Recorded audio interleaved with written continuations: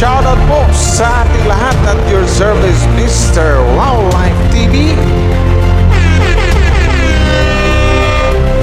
Please to support and subscribe. Walang iba po ang ama ng Kalingap, Kuya Val Santos Matuba, Boss Kalinga Prav, at ating Ina Vlogs.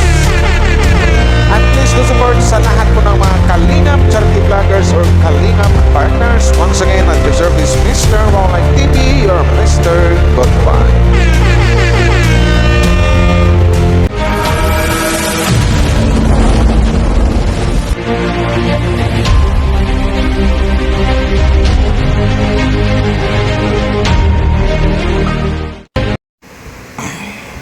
Semana Santa pa lang yan, guys, no? Hindi na ko lipstick kasi maganda naman yung lips ko. Shoutout sa lahat ng Team Kalingap dyan, no? Hello po sa inyo at magandang araw po sa inyo. Napakainit ngayon, summer na summer. Kaya marami ding mga nag-away-away ngayon sa Sukbit na nagmumurahan ang lulutong ng mga mura. So ito na nga, hindi tayo makikisali doon.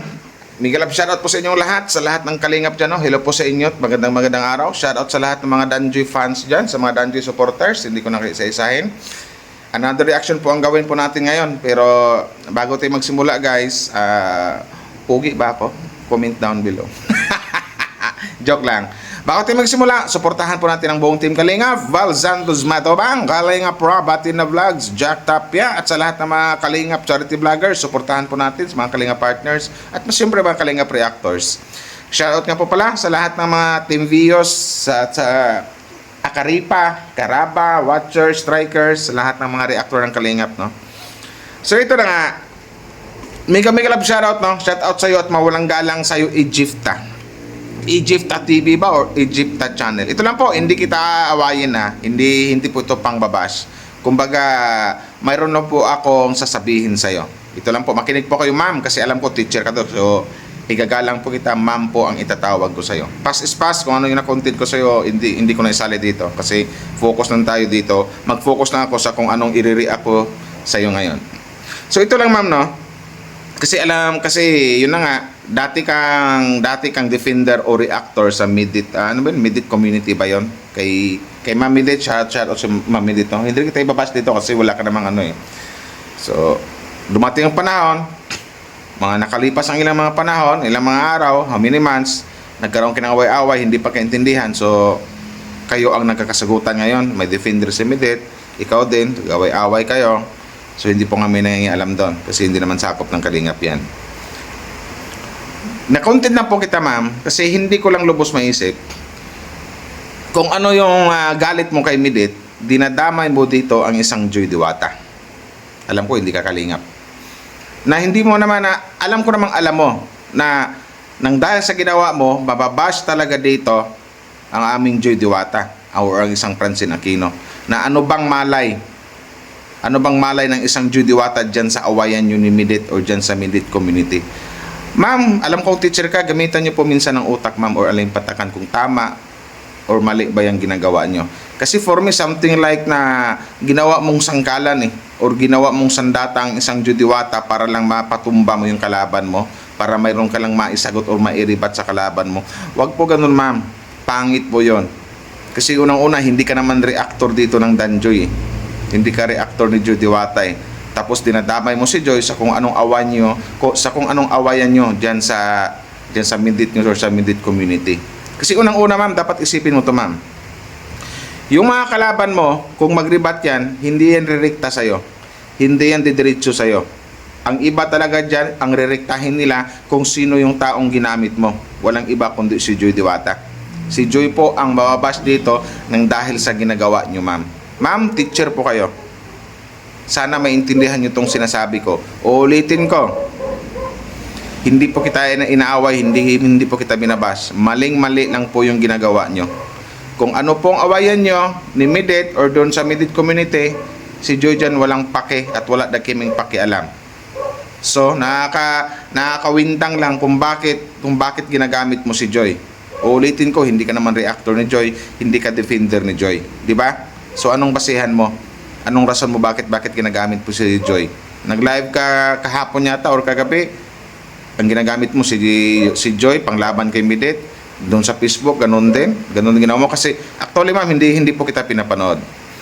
Mayroon lang po nagsabi sa akin, may nag-message lang sa akin kung bakit ganito ganyan daw, na ang ginawa mong panangga si Joy Diwata, na ang concern na ng mga fans dito, madadamay talaga si Joy Diwata diyan sa awayin nyo na wala kaming alam. Ma'am, teacher ka po, ulitin ko po, bakit nagawa mo yan? Alam ko pag teacher matalino, malawak yung pag-iisip, malawak yung pangunawa. Wag po ganun ma'am, wag po kayong manggamit ng ibang tao, wag nyo pong gamitin si Joy Diwata. Wag nyo gawing sangkalan para dyan sa awayin nyo kay Midit. Nakipilit mong kinukumpara, nakisyo masiksi, ganito, ganyan, etc. etc. Wag mong isipin ma'am na matutuwa ang mga Danjoy fans dyan.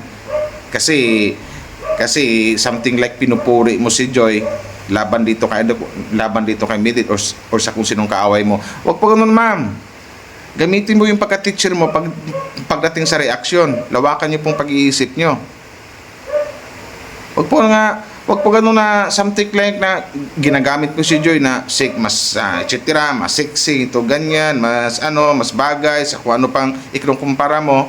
Wag niyo pong ikumpara si Joy kay Midit kasi lahat ng tao may angking kagandahan. Yun lang po. So ano ang marireact ngayon dito sa mga fans ni Midit? Sa mga reactor or defender ni Midit kung mayroon man. Sino ang mabash nito? Hindi lang ikaw. Pati si Joy dito matadamay sa kawalang hiyaan mo. Sorry sa words ko mama, kasi maling-mali po yung ginagawa nyo. Huwag naman po ganun ma'am. Ang pangit po, nadamay kayo ng tao na walang kaalam-alam. Masaya na po ang Danjoy sa kung anong nangyari ngayon ang Danjoy, pero pilit mong isinasabit sa ibang issue si Joy Diwata. Bakit ko nasabi? Kasi si Joy Diwata ang ginagamit po pang kumpara dito kay Midit. Ginawa mong sangkalan, ginawa mong sandata si Joy Diwata eh. Mawabas dito si Joy nang dahil sa ginagawa mo. Ulitin ko po, teacher ka po, bakit mo nagawa yan? Ulitin ko rin, hindi po kita minabash, hindi po kita inaaway dito. Nakakapagtaka lang kung bakit ganon. Huwag mong sabihin sa akin na sokmid to, public to, lahat pwedeng anuhin. Pero ma'am, gamitin nyo ng isip or makonsensya po kayo sa ginagawa nyo. Para lang mayroon kayong panlaban doon sa kalaban nyo, gagamit kayo ng ibang tao na yung taong ginagamit nyo walang kaalam-alam sa kung anong awayan mayroon kayo. Huwag po ganun ma'am. Mahirap po yun. Nagmam ako sa'yo ha. Kasi, ibig sabihin hindi kita inaaway. Bilang respeto na po kasi sabi niya teacher ka. Huwag po ganon. Kung anong mayroong awayan kayo, doon ka mag-focus. Huwag ka manggamit ng ibang tao. Huwag mong gamitin ng isang Joy Diwata. Kasi nagagalit na yung ibang mga Danjoy fans. Kasi ang concern na dito, baka mabasa naman si Joy dyan sa fans ng kalaban mo, which is si Midit. Huwag po ganon. Huwag mo idamay si Joy kung anong mayroong gulo kayo. Yun lang po. Gamitin mo mismong katawan mo, gamitin mo mismong mukha mo, panlaban doon kay Midit. Huwag mong gamitin si Joy Diwata. Ulitin ko, hindi po kita inaaway dito, hindi po kita binabash. Kasi marami nagagalit. Marami may komenta doon sa kung bakit ang dinadamay mo si Joy Diwata. Na unang-una, hindi ka naman reactor ng Danjoy. Hindi ka defender ni Joy. Di ba? Bigla ka nang titira ng ganyan, bigla ka nang mag-live ng ganyan. Marami nagulat, bakit inaano mo si Joy? Siguro iniisip mo matutuwa yung mga Danjoy fans. Nakisyo pinupuri mo, nakisyo kinukumpara mo si Joy dito kay Midit. Pass is pass kung anong mayroon man. Pero dyan sa issue nyo, wala kaming alam dyan at walang kalam-alam at wala kaming paki dyan sa issue ni Midit kung anong mayroong away kayo. Yun lang po.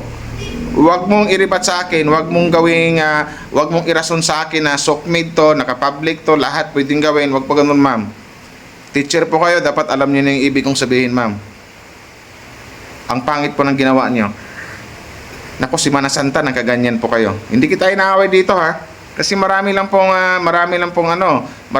nagtataka. Marami lang pong nagalit kung bakit ganyan daw ang content ni Egypta. Bakit ginagamit si Joy Diwata? Hindi ka naman reactor or defender na dito sa Kalingap. Di ba? Kaaway mo pa nga Kalingap eh. Huwag mo itanggihan kasi may video akong hawak. Yung mayroon kang sinasabi dito kay Kuya Val Santos Matubang. Huwag kang mandamay ng mga tawag mong idamay si Joy, huwag mong idamay si Diwata. Kasi yan ang magiging talaga rason na magkaroon ng basher. Ang isang Joy Diwata nang dahil sa ginagawa mo. Yun lang yun. mas sexy si Joy, mas gito ganyan. Ma'am, gamitin nyo ng utak kasi teacher po kayo. Yun lang po. Mag-react kinang maayos, magpaliwanag kinang maayos, na ganito ganyan, kung anong awayan nyo, doon lang kayo mag-focus. Huwag kayo mandamay ng ibang tao, huwag mong idamay si Joy Diwata dyan sa mga katarantaduhan nyo kung anong awayan, mayroon kayo. Hindi po kita inaaway dito ha, inuulit ko. Maling-mali lang po yung ginagawa nyo. Naka-live, naka-post sa Facebook, yung picture ni Joy na nakatupis, na nakuha picture sa may gilid. Itinabi mo yung picture ni Binit na mas okay daw kay Joy. Wala pong Danjoy ang matutuwa dyan, ma'am. Walang Danjoy fans ang matutuwa doon. Marami pa pong magagalit sa'yo kung bakit ginagamit mo si Joy sa ganyan. Kasi ang iniisip ng mga fans dito at iniisip naming lahat, si Joy Diwata ang mababas po dito dyan sa mga ginagawa nyong mga iwan ko ba, katarantaduhan. Huwag po ganon. Gamitan nyo pa ng isip, ma'am. Kung kaaway nyo si Midit, kung kaaway nyo ang Midit community, ilabas nyo dito si Joy. Huwag kayong manggamit ng ibang tao. Mag-focus kayo sa kung anong isyong mayroong awayan kayo. Malay ba ni Joy dyan sa issue nyo? Hindi ka kilala ni Joy, di ba? Huwag nyo pong gamitin. Ulitin ko ulit, hindi kita inaaway dito. Ilagay lang po sa ayos ang pag-react. Kung may awayan kayo, focus ka doon. Huwag ka manggamit ng ibang tao. Maling-mali po yung ginagawa nyo. Huwag po ganun. Kasi unang una, hindi ka naman reactor dito eh. Huwag mong iribat sa akin. Huwag mong isagot sa akin na naka-public to, social media to, kahit sino pwede kong anuhin, pwede kong... Huwag po. Huwag. Kung anong away nyo, focus kayo. Huwag ka manggamit ng ibang tao. Huwag mong idamay si Joy Diwata dito kasi marami kang mga kalaban na Danjoy fans.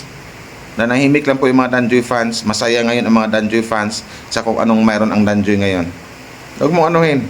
Masaya ang fans ngayon. Tapos biglang ganyan. Bigla mong ikumpara mo si Joy Diwata dito kay Midit sa kaaway mo. Para ano 'yon? Para mayroon kang para mayroon kang sandata, ginawa mong sanggalan ang isang Joy Diwata para doon sa kalaban mo. Ay nako po, kawawa naman si Joy Diwata. Bigla na lang mababas yan. One day kasi isa yung ginamit mo. Huwag po ganon. Malay ba ng bata? Malay ba ng isang Joy Diwata dyan sa awayan nyo? Ulitin ko po, hindi po kita inaaway dito ha. Hindi kita binabas. Maling-mali lang po yung ginawa nyo. Ulitin ko, kung anong away nyo doon sa Midit community, doon kayo mag-focus. Doon ka mag-focus. Huwag ka manggamit ng ibang tao. Huwag mong gamitin si Joy Diwata. Kasi unang una, hindi ka reactor, hindi ka defender dito ng Danjoy couple, hindi ng Danjoy Love Team. Yun lang po. Gamitin nyo po ng utak. Kasi ang sabi lang, teacher ka. Diba? Huwag po ganon. Bakit ganon? Bakit ganon yung ginawa mo? Malay ba ni Joy dyan sa mga awayan nyo? Ano bang pakialam ni Joy yan? At ano bang paki namin? Nag-react lang ako kasi yun na nga, nakitaan kita ng mali. Sabi ko, mali itong ginawa ni Egypta. Kung ang away nyo doon kay Midit, doon sa kung sino mo yung mga kaaway mo doon sa Midit community, doon ka mag-focus. Huwag mong gamitin ang isang Joy Diwata na kisyo, mas maganda, mas sexy, etc. etc. Hindi po matutuwa ang mga Danjoy fans dyan, ma'am. Bagkos na bagkos, magagalit pa sa'yo. Hindi mo ba naisipin, ma'am? Akala ko ba teacher ka? Ulitin ko, hindi kita binabas. Nagtaka lang ako sa ginagawa mo na nakakawindang. Maling hakbang yung ginawa mo, ma'am, na maling hakbang yung ginawa mo, ma'am, na nanggamit ka ng ibang tao, ginamit mo si Joy Diwata dyan sa channel mo para gawin mong panangga doon sa kalaban mo. Yun lang po. Please na, ma'am, wag mo na anuhin yan. Ginagalang kita, ma'am yung tawag ko sa'yo kasi sabi nila teacher ka. So sana nasa sa'yo na yan, kung magalit ka sa reaction ko. Basta ulitin ko, hindi kita binabash, hindi kita inaaway. Huwag nyo lang idamay si Joy sa kung anong away mayroon kayo, sa kung anong katarantaduhang issue mayroon kayo doon sa Midit community or doon kay Midit. Focus ka lang kay Midit, huwag ka manggamit ng ibang tao. Huwag mong gamitin si Joy Diwata kasi marami kang makakalaban dito. Hindi lang mga fans kundi ibang mga reactor. Ako lang yung nauna, pero hindi kita inawaya. Pinagsabihan lang kita. Ma'am, magandang araw po sa'yo. Hanggang dito na lang.